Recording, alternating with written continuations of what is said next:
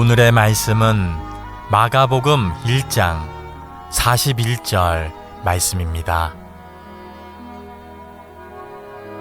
예수께서 불쌍히 여기사 손을 내밀어 그에게 대시며 이르시되 내가 원하노니 깨끗함을 받으라 하시니. 아멘. 여러분 안녕하세요. 힐링의 조건이라는 제목으로 5번째 시간입니다. 힐링이라는 말을 굉장히 세상에 많이 쓰는데 우리 기독교인들에게 성경이 우리에게 주시는 힐링에 대한 조건은 어떤 것일까 그걸 살펴보고 있는데요. 오늘 이제 마지막으로 제가 예수님은 어떤 치유 방식을 가지셨던가, 예수님이 치유를 많이 하셨잖아요. 그 치유 방식에 대한 묵상을 해보려고 합니다.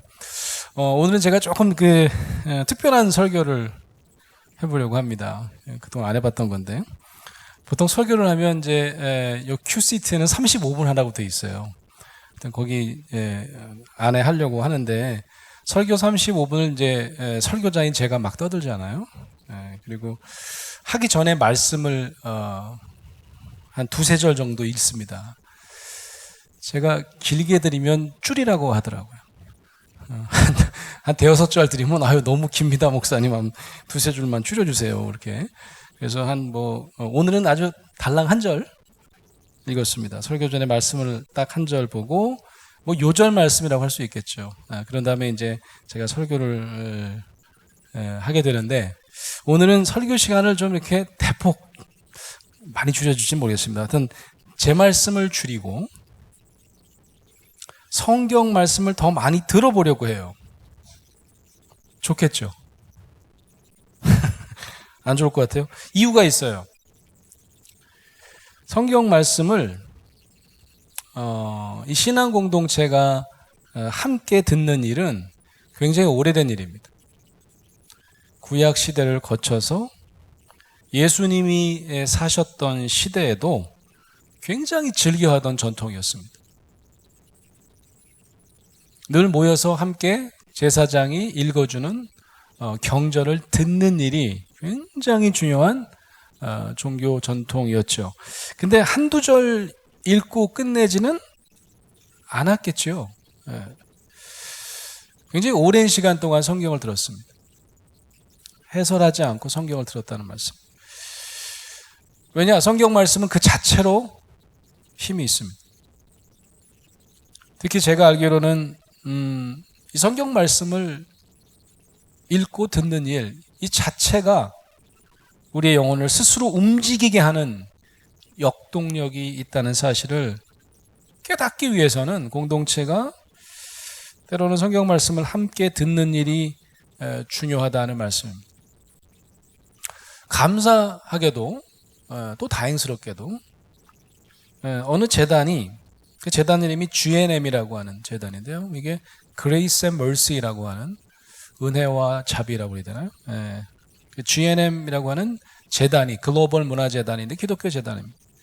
이 재단에서 이 드라마 바이블을 우리나라 최고의 크리스천 방송인들, 배우들, 아나운서들 이런 분들을 동원해서 마치 모노 드라마처럼 아주 아름답게 제작을 했습니다. 그리고 무료로 배포한 거죠. 오늘 제가 여러분과 함께 듣고자 하는 성경 말씀은 아주 특별한 성경 말씀 한 장입니다. 한 장. 제가 미리 약간 배경 설명을 하려고 해요. 신약 성경에는 4개의 복음서가 있습니다. 아시죠? 뭡니까? 마태, 마가, 누가, 요한. 그걸 4복음서라고 합니다. 가장 먼저 쓰여졌다고 인정되는, 많은 학자들이 공통적으로 이 복음서가 제일 먼저 쓰여졌을 거야 라고 하는 복음서가 바로 마가복음입니다. 마가복음의 가장 큰 특징이 뭔지 아세요? 마가복음의 가장 큰 특징, 체계적이지 않아요. 그래서 많은 학자들이 이게 초기 작품이었을 가능성이 많다라고 하는 거죠. 그러면 후대에 쓰여진 복음서는 좀 더 체계적이겠죠. 가장 체계적인 복음서가 뭔지 아세요? 예, 아시네. 마태복음입니다. 그래서 마태복음이 우리 성경의 맨 앞에 나와요. 그죠? 예. 이 마태복음은 엄청나게 체계적입니다. 왜냐하면 시작을 예수님의 족보로 시작해요.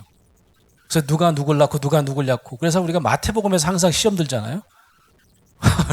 왜 이렇게 많이 나온 거야? 그래서 읽다 자고 막 그러잖아요.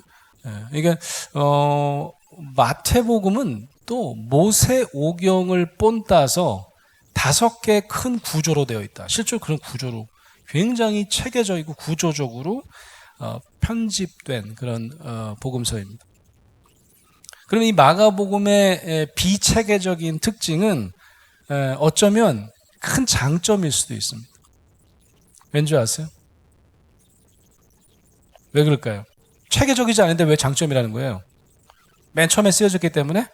뭐 꼭 그것만은 아니고요. 중요한 것부터 써나갔다는 사실입니다. 굉장히 중요한 얘기를 먼저 합니다. 그러니까 탄생 얘기도 나오지 않고 예수님의 사역 얘기부터 합니다. 그게 마가복음의 특징이에요. 제일 먼저 쓰여진 마가복음의 1장에 보면 정말 특이한 사건들, 중요한 사건들부터 막 기록하기 시작합니다. 그러다 보니까 나중에 복음서들은 거기다가 마가를 참조했을 수도 있고, 그건 확인할 수 없지만 살을 붙였을 가능성이 있죠. 좀 체계적으로 탄생부터 써야 되겠다, 족보부터 써야 되겠다 이렇게 했을 가능성이 높다는 말씀입니다.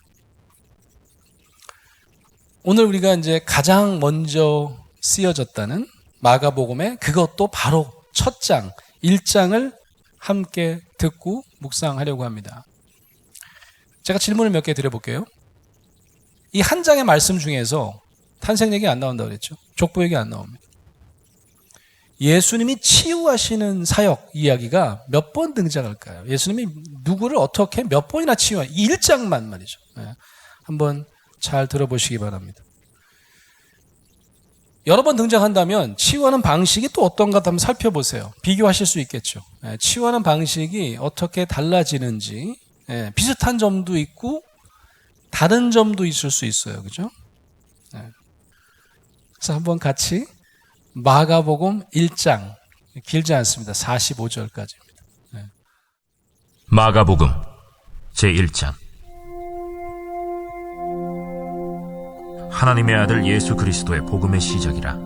선지자 이사야의 글에 보라, 내가 내 사자를 내 앞에 보내노니 그가 내 길을 준비하리라. 광야에 외치는 자의 소리가 있어 이르되 너희는 주의 길을 준비하라. 그의 오실 길을 곧게 하라.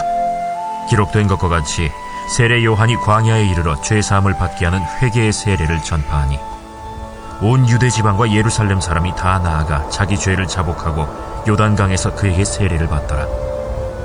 요한은 낙타털 옷을 입고 허리에 가죽띠를 띠고 메뚜기와 석청을 먹더라. 그가 전파하여 이르되 나보다 능력 많으신 이가 내 뒤에 오시나니 나는 굽혀 그의 신발끈을 풀기도 감당하지 못하겠노라.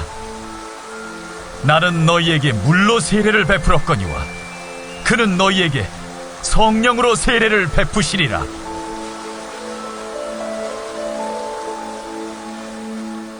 그때 예수께서 갈릴리 나사렛으로부터 와서 요단강에서 요한에게 세례를 받으시고 곧 물에서 올라오실세. 하늘이 갈라짐과 성령이 비둘기같이 자기에게 내려오심을 보시더니 하늘로부터 소리가 나기를 너는 내 사랑하는 아들이라. 내가 너를 기뻐하노라. 성령이 곧 예수를 광야로 몰아내신지라. 광야에서 40일을 계시면서 사탄에게 시험을 받으시며 들짐승과 함께 계시니 천사들이 수종들더라. 요한이 잡힌 후 예수께서 갈릴리에 오셔서 하나님의 복음을 전파하여 때가 찼고 하나님의 나라가 가까이 왔으니 회개하고 복음을 믿으라.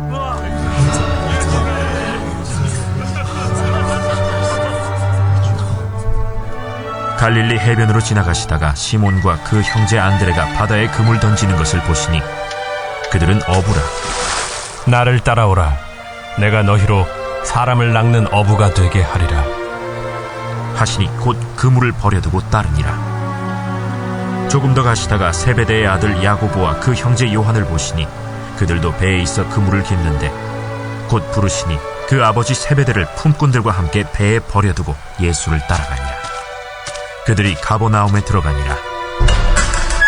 예수께서 곧 안식일에 회당에 들어가 가르치시매 무사람이 그의 교훈에 놀라니 이는 그가 가르치시는 것이 권위 있는 자와 같고 서기관들과 같이 아니함일러라. 마침 그들의 회당에 더러운 귀신 들린 사람이 있어 소리질러 이르되 나사렛 예수여, 우리가 당신과 무슨 상관이 있나이까? 우리를 멸하러 왔나이까? 나는 당신이 누구인 줄 아노니 하나님의 거룩한 자니이다. 잠잠하고 그 사람에게서 나오라.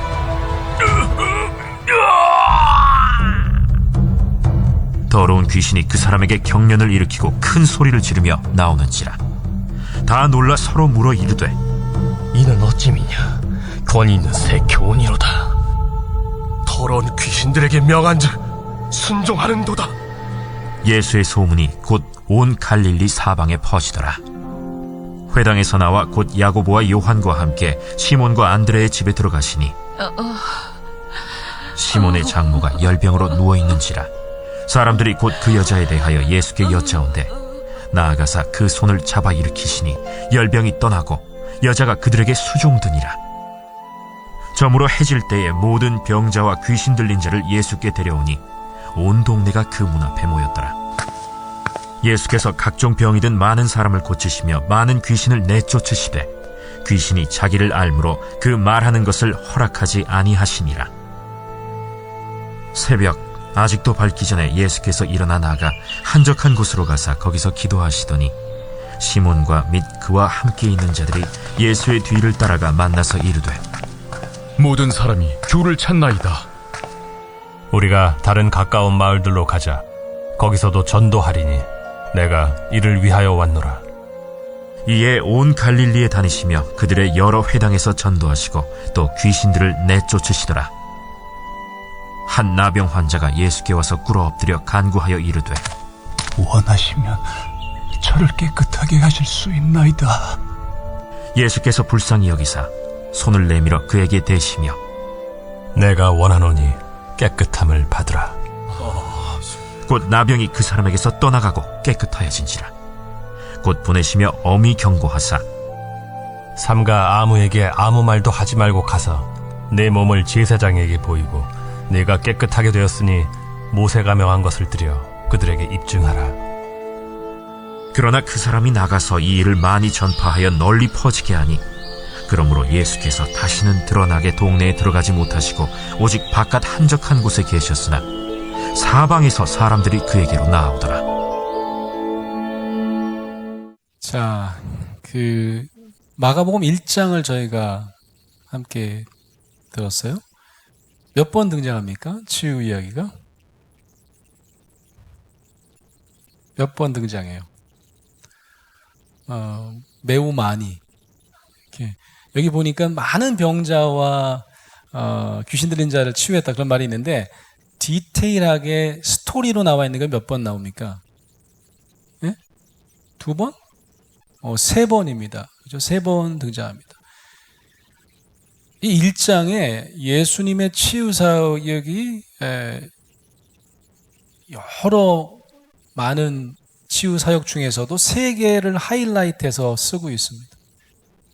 1장에 보면 탄생 얘기도 나와 있지 않고 굉장히 급하게 진행됩니다. 세례 요한 얘기, 공생애가 시작되는 얘기, 시험 받으시는 얘기, 제자들을 뽑는 이야기, 그런 다음에 사역을 시작한 다음에 계속해서 치유 사역에 빠져드시는 그런 장면입니다. 첫 번째 스토리는 어떤 겁니까? 귀신 들린 자. 회당에 들어갔더니 귀신 들린 자가 막 소리를 지르는 거예요. 그래서 그 사람을 치유하는 장면이 나옵니다. 예수님의 치유 방식이 어떤 거였습니까? 혹시 이렇게 비교해 보셨어요? 어떻게 치유하셨는지? 네? 말씀으로. 맞아요. 예. 이건 뭐라 그러냐면, 우리가 읽은 성경에는 이르시되 이렇게 되어 있는데, 이르시되 혹은 가라사대 치유법이라고. 제가 지어낸 거예요. 예. 그러니까 이르시되 한 다음에 바로 그냥 무슨 말씀을 하시면 나라 하면 낫는 거고, 물러가라 그러면 귀신이 물러가는 거고 막 그렇습니다. 그래서 말씀으로 치유하신다는 거죠. 소위 뭐 이르시되 가라사대 치유법입니다. 예수께서 꾸짖어 이르시되 이렇게 되어 있습니다. 그리고 잠잠하고 그 사람에게서 나오라. 귀신에게 말씀을 하십니다. 그랬더니 이제 귀신이 빠져나오는 장면, 그리고 이제 치유되는 장면입니다. 이전에 귀신이 예수님께 먼저 막 소리 지르는 장면이 나옵니다. 보셨겠지만 소리를 질러 이르되 나사렛 예수요. 이 나사렛 예수는 그냥 지역과 우리로 따지면 성이 아닌 뭐 그냥 일반 이름입니다. 사람을 그냥 부른 거예요. 근데 우리가 당신과 무슨 상관이 있나이까? 우리를 멸하려 왔나이까? 나는 당신이 누구인지 나오니 이 뒤가 놀랍죠. 귀신이 하는 얘기입니다. 하나님의 거룩한 자니이다. 귀신이 예수님을 알아보는 장면이 나옵니다. 당신 구세주 하나님의 거룩한 자입니다. 이렇게 얘기를 하는 거죠. 자, 두 번째 치유 대상이 누구입니까? 네? 시몬의 장모입니다. 네. 열병으로 누워 있는지라. 그래서 이제 그 집에 방문하시는 거죠. 네. 이때 치유 방식은 뭐였습니까? 손을 잡으십니다. 여기는 말씀이 없어요. 이건 뭐라 그럴까요, 우리? 오늘 제목이기도 한데 손길 치유법. 아까 앞에는 가라사대 치유법은 말씀으로 치유하시고 이 두 번째는 손을 잡아 일으키십니다. 손을 잡으십니다. 나아가서 그 손을 잡아 일으키시니 아무 말씀 안 했는데 열병이 떠나가요. 여자가 그들에게 수종드니라 이렇게 되어 있습니다. 자, 이 소문이요. 여기 성경에 보니까 치유 소식이 아주 일파만파 퍼집니다. 모든 병자와 귀신 들린 자를 예수께 데려오니 온 동네가 그 앞에 모였더라. 모든 병자, 아마도 주석가들은 신체 질환을 얘기합니다. 귀신 들린 자, 아마도 정신질환자를 얘기합니다. 그러니까 신체, 정신 할 거 없이 모든 환자들이 예수님한테 찾아오기 시작하는 겁니다. 이러다 큰일 나겠습니다. 이 치유만 할 건 아닌데 이 치유하다 병 고쳐달라는 사람 때문에 진짜 구원사역 전도를 집중하지 못하겠다 생각하시고 떠나십니다. 전도여행을 떠나자 그러죠. 그러다가 보면 또 가는 데마다 또 치유해달라고 그러니까 치유를 거부하지 않으십니다. 그래서 많은 사람은 치유했다 이렇게 되어 있습니다. 그래서 아까 이제 몇 개냐 얘기하면 아마 고구절 읽으셨으면 무지 많이인데 이렇게 하실 수 있을 거예요. 근데 스토리는 정확한 스토리는 한 3개가 등장하는데 마지막 스토리가 등장합니다. 이게 1장의 맨 끝에 나옵니다. 이 치유 얘기는 바로 나병 환자 이야기입니다. 어떤 성경에는 이제 문둥병이라고 했던, 예전에는 이제 문둥병이라고 했는데 이게 너무 좋지 않은 표현이라 해서 나병, 이제 한센병 환자입니다. 앞에는 2가지 치유 방식이 나왔죠. 조금 대조적이었습니다. 하나는 말씀으로 했고 하나는 손길로 했습니다. 세 번째는 어떻게 했습니까? 세 번째는 통합 치유 방식입니다. 2개가 다 등장합니다. 이르시되 가라사대 치유법도 등장하고요. 그 다음에 손길 치유법도 등장합니다. 동시에 사용하세요. 이 세 번째 치유법에는 이 2가지가 모두 등장하는데 먼저 하시는 치유 방식이 있어요. 먼저 하는 치유 방식. 예수님께서 이 2가지를 모두 사용하시는 이유가 있습니다. 나병 환자가 그때 당시 어떤 사람이었나를 여러분이 아셔야 합니다. 나병 환자가 그때 당시에 사회문화적으로는 어떤 존재였고 또 종교적으로, 영적으로는 어떤 존재였는지를 잘 아셔야 합니다. 그래야 예수님께서 이 3번째 치유 방식은 말씀과 손길을 함께 사용하셔야만 했던 이유를 알게 됩니다. 나병 환자는 우리나라도 아주 오랜 시간 동안 그런 존재였었는데 사회가 배척하는 존재입니다. 우리랑 같이 살 수 없어. 너는 저 섬에 가서 살아. 아니면 숨어 살아. 이런 영구히 배척되는 사회 문화적 환경 가운데 사는 환자가 바로 나병 환자였습니다. 레위기에 보면 이분들이 밖에 나올 일이 그도 있을 거 아니겠어요? 밖에 나오려면 어떻게 나와야 되는지 아십니까? 머리를 막 엉클어야 돼요. 사람들이 알아보고 미친 사람처럼 하고 다녀야 돼. 빗고 싶어도 머리를 빗을 수가 없어요. 머리를 막 엉클고요. 그 다음에 모르겠어요. 침이 튀면 안 돼서 그러는지 윗 입술을 가리우고 그리고 뭐라고 떠들고 다녀야 되냐면 부정하다 이렇게 떠들고 다녀야 되라 이렇게 되어 있습니다. 부정하다가 뭡니까? 더럽다는 말이에요. 나는 더러운 사람입니다. 나는 더러운 사람입니다. 밖에 나올 때는 머리를 엉클고 옷을 찢으면서 그렇게 미친 사람처럼 행세를 해야지 사람들이 나병 환자야. 피하게 도와주라는 말씀입니다. 왜 더럽다고 외쳤을까요? 왜 더럽다고 외쳤을까요? 이거는 실제로 몸이 더럽고 씻지 않아서 더러운 게 아니고요. 종교적으로 더럽다 그런 말씀. 보통은 사람들이 이제 더러워지는 여건에 처하게 되면 먹지 말아야 될 음식을 먹었다든지 율법을 어기게 되면 더러워지는 겁니다. 종교적으로. 그러면 누구를 찾아갈까요?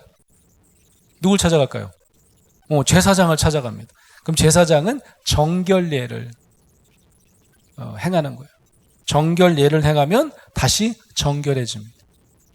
그래서 죄를 짓지만 이제 제사장을 만나가서 죄를 고백하고 이제 정결해지는 의식을 가지게 되어 있습니다. 근데 이 정결법에 의해서도 영구히 회복이 안 되는 깨끗해졌다고 선포될 수 없는 여건이 나와요.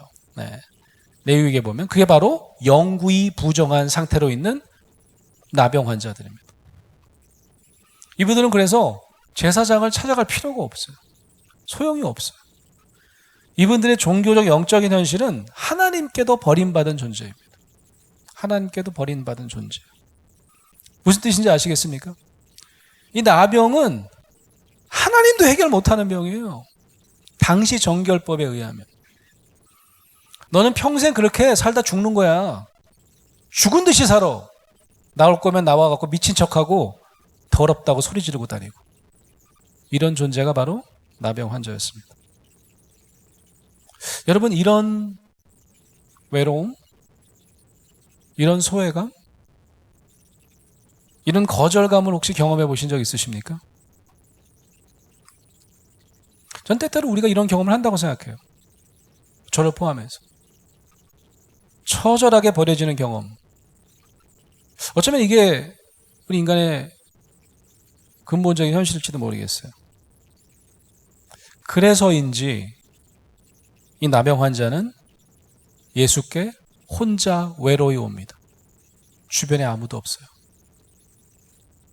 앞에 첫 번째 치유 이야기는 시끌벅적한 여러 사람들이 운집한 회당에서 일어난 일입니다. 두 번째 치유 이야기는 회당에서 나와서 성경에 이렇게 써 있습니다. 야고보와 요한과 함께 시몬과 안드레 집에 들어가는 그런 장면입니다. 누가 데리고 갑니다. 친구들이 있어요. 가족들이 있어요. 근데 이 세 번째 나병 환자는 주변에 아무도 없습니다. 홀로 누가랑 같이 왔다는 이야기가 없습니다. 그리고 요청하는 게 뭔지 아십니까? 예수께 이렇게 얘기합니다. 원하시면 저를 깨끗하게 하실 수 있나이다. 이렇게 얘기를 해요. 병 고쳐달라고 얘기 안 합니다. 원하시면 저를 깨끗하게 하실 수 있나이다. 이때 깨끗하게는 아까 제가 말씀드린 대로 종교적으로 회복시켜달라. 정결법으로 제사장도 이거 나는 더럽다고 평생 더럽게 살아야 된다는데 이거 좀 회복시켜주세요. 율법적인 요청입니다. 저요, 최소한 하나님과는 회복하고 싶어요. 당신은 하실 수 있겠죠? 아까 귀신도 그랬고 이 나병 환자도 예수님을 알아봅니다. 당신은 하실 수 있어. 다른 사람은 아무도 못해요. 대한민국에서 제일 좋다는 의사도 하지 못합니다. 근데 당신은 하실 수 있습니다. 이런 믿음을 가지고 예수께 가는 거죠. 자, 이제 예수님의 제3의 방식, 우리가 지금 보고 싶은 치유 방식이 등장합니다. 손을 내밀어 그에게 대시며, 손을 내밀어 그에게 대시며, 그리고 얘기하십니다. 이르시되 내가 원하노니 깨끗함을 받으라. 그렇게 얘기하세요. 손길 치유법이 먼저 선행되고요. 그리고 이후에 가라사대, 이르시되 치유법도 등장합니다. 먼저 손길을 대신 이유는 뭘까요? 더러운 상태에 있는 그를 덥석 잡으시는 겁니다. 이건 율법을 위반하시는 거예요. 정결법에 의하면 정결하지 않은 대상에게 지금 손을 대셔서 함께 더러워지는 순간입니다. 어쩌면 고름이 뚝뚝 떨어지는 그 고통의 상처를 있는 그대로 어루만지시고 받아들이시는 장면입니다. 이는 이 나병 환자에게는 단 한 번도 있어 본 적이 없는 인간 경험이었습니다. 평생 아무도 그렇게 하지 않았어요. 주변에 아무도 없고요. 가족도 내 상처에 손을 댄 적이 없다는 말씀입니다. 한 번 더 들어보겠습니다. 마가복음 1장을 다시 들을 거예요. 이번에 들을 때는 이렇게 한번 들어보시기 바랍니다. 이 세 번째 치유 이야기의 주인공이 바로 여러분 자신이라는 상상을 한번 해보시기 바랍니다. 예수님이 이 땅에 오신 목적이 뭘까요? 굉장히 빠르게 기록합니다. 마가는. 그 길을 예비한 세례 요한, 공사기가 시작되시고 제자를 부르시고 그런 다음에 치유를 시작하십니다. 제일 먼저 하시는 사역이 바로 전도보다도 더 하셨어야지 되는 사업이 바로 치유 사역이었습니다. 나는 나병 환자는 아닌데. 근데 여러분, 어떨 때는 아무도 내 마음을 몰라. 난 혼자야. 내 안에 있는 상처는 가족도 때로는 배우자에게도 감출 수밖에 없어. 아마 이 상처는 하나님도 모른 척 하시는지도 몰라. 이런 생각을 한 번이라도 하신 적이 있으시다면 오늘 마가복음 1장을 통해서 여러분의 상처를 위해서 오신 그 상처를 어루만지시는 예수님의 손길을 한번 느껴보시기 바랍니다. 다시 한번 들어보겠습니다. 마가복음 1장입니다. 마가복음 제1장. 하나님의 아들 예수 그리스도의 복음의 시작이라. 선지자 이사야의 글에 보라, 내가 내 사자를 내 앞에 보내노니 그가 내 길을 준비하리라. 광야에 외치는 자의 소리가 있어 이르되 너희는 주의 길을 준비하라. 그의 오실 길을 곧게 하라. 기록된 것과 같이 세례 요한이 광야에 이르러 죄사함을 받게 하는 회개의 세례를 전파하니 온 유대 지방과 예루살렘 사람이 다 나아가 자기 죄를 자복하고 요단강에서 그에게 세례를 받더라. 요한은 낙타털 옷을 입고 허리에 가죽띠를 띠고 메뚜기와 석청을 먹더라.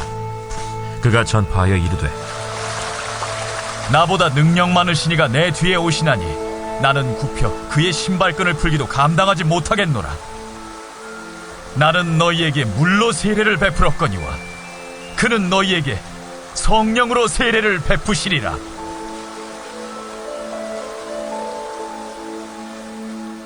그때 예수께서 갈릴리 나사렛으로부터 와서 요단강에서 요한에게 세례를 받으시고 곧 물에서 올라오실세 하늘이 갈라짐과 성령이 비둘기같이 자기에게 내려오심을 보시더니 하늘로부터 소리가 나기를 너는 내 사랑하는 아들이라. 내가 너를 기뻐하노라. 성령이 곧 예수를 광야로 몰아내신지라. 광야에서 40일을 계시면서 사탄에게 시험을 받으시며 들짐승과 함께 계시니 천사들이 수종들더라. 요한이 잡힌 후 예수께서 갈릴리에 오셔서 하나님의 복음을 전파하여 때가 찼고 하나님의 나라가 가까이 왔으니 회개하고 복음을 믿으라.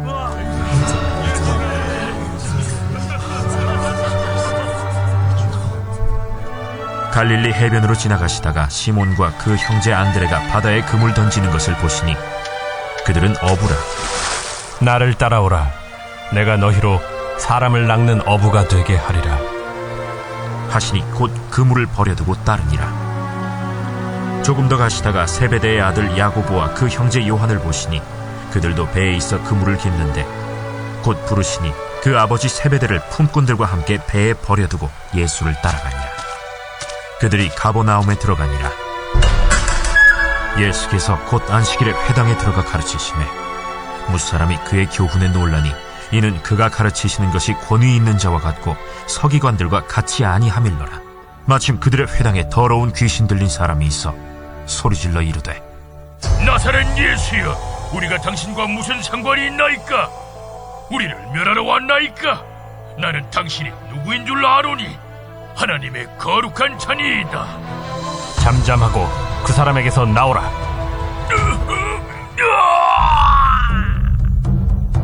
더러운 귀신이 그 사람에게 경련을 일으키고 큰 소리를 지르며 나오는지라. 다 놀라 서로 물어 이르되 이는 어찌미냐? 권위 있는 새 교훈이로다. 더러운 귀신들에게 명한즉 순종하는도다. 예수의 소문이 곧 온 갈릴리 사방에 퍼지더라. 회당에서 나와 곧 야고보와 요한과 함께 시몬과 안드레의 집에 들어가시니 시몬의 장모가 열병으로 누워있는지라. 사람들이 곧 그 여자에 대하여 예수께 여짜온대 나아가사 그 손을 잡아 일으키시니 열병이 떠나고 여자가 그들에게 수종드니라. 저물어 해질 때에 모든 병자와 귀신 들린 자를 예수께 데려오니 온 동네가 그 문 앞에 모였더라. 예수께서 각종 병이 든 많은 사람을 고치시며 많은 귀신을 내쫓으시되 귀신이 자기를 알므로 그 말하는 것을 허락하지 아니하시니라. 새벽 아직도 밝기 전에 예수께서 일어나 나가 한적한 곳으로 가사 거기서 기도하시더니 시몬과 및 그와 함께 있는 자들이 예수의 뒤를 따라가 만나서 이르되 모든 사람이 주를 찾나이다. 우리가 다른 가까운 마을들로 가자. 거기서도 전도하리니 내가 이를 위하여 왔노라. 이에 온 갈릴리에 다니시며 그들의 여러 회당에서 전도하시고 또 귀신들을 내쫓으시더라. 한 나병 환자가 예수께 와서 꿇어 엎드려 간구하여 이르되 원하시면 저를 깨끗하게 하실 수 있나이다. 예수께서 불쌍히 여기사 손을 내밀어 그에게 대시며 내가 원하노니 깨끗함을 받으라. 곧 나병이 그 사람에게서 떠나가고 깨끗하여진지라. 곧 보내시며 엄히 경고하사 삼가 아무에게 아무 말도 하지 말고 가서 내 몸을 제사장에게 보이고 내가 깨끗하게 되었으니 모세가 명한 것을 드려 그들에게 입증하라. 그러나 그 사람이 나가서 이 일을 많이 전파하여 널리 퍼지게 하니 그러므로 예수께서 다시는 드러나게 동네에 들어가지 못하시고 오직 바깥 한적한 곳에 계셨으나 사방에서 사람들이 그에게로 나아오더라. 예수님의 손길을 경험한 나병 환자, 그는 어떻게 변화했나요? 나병이 그에게서 떠나가고 깨끗하여진지라. 이게 사실은 그가 원했던 거고 결국 예수님을 통해서 하나님과 회복되는, 율법이 하나님으로부터 그를 떼어놓으려고 했지만 예수를 통해서 하나님과 회복되는, 그저 완쾌가 아니라 하나님과 연합하는 단계가 바로 치유의 완성이라고 볼 수 있을 것 같습니다. 예수님이 소문내지 말라고 그럽니다. 제사장한테 가서 네 몸 보여. 이제 더 이상 나병 환자 아니라. 나병 환자가 제사장한테만 가지 않고 동네방네 다니면서 얘기했습니다. 오직 바깥 한적한 곳에 계셨으나 사방에서 사람들이 그에게로 나아오더라. 이 말씀이 정말 저는 늘 읽을 때마다 막 가슴이 벅차요. 우리 한국교회가 이런 모습을 다시 회복해야 되는데, 사방에서 교회로 몰려들어야 되는데, 아까 우리 목사님이 제가 이렇게 인사하는 거 싫어한다고 그러셨는데 좀 길게 하는 걸 싫어한다는 거예요. 이게 잘 외워지지가 않아갖고 옆 사람 얘기하지 말고 손을 한번 잡아보세요. 손을 한번 꼭 잡아보십시오. 옆에 분들.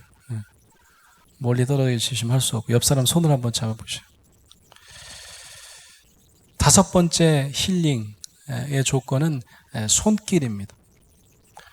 예수님이 원하시는 아마 그런 거 아닐까요? 우리도 예수님의 손길을 닮아 사람들을 회복시키는 일입니다. 하나님께로 돌아오게 만드는 일입니다. 아마 이런 분을 찾으셔야 될 거예요. 여러분 주변에 가족 중에도 가능하겠고요. 이웃 중에도 손잡아주는 사람이 없는 사람들, 손잡음을 정말로 절실하게 필요로 하는 사람들에게 손을 내미시고 그들을 회복시켜서 사방에서 사람들이 여러분께로 오는 기적을 경험하시는 저 여러분 되시길 간절히 축원합니다. 아멘.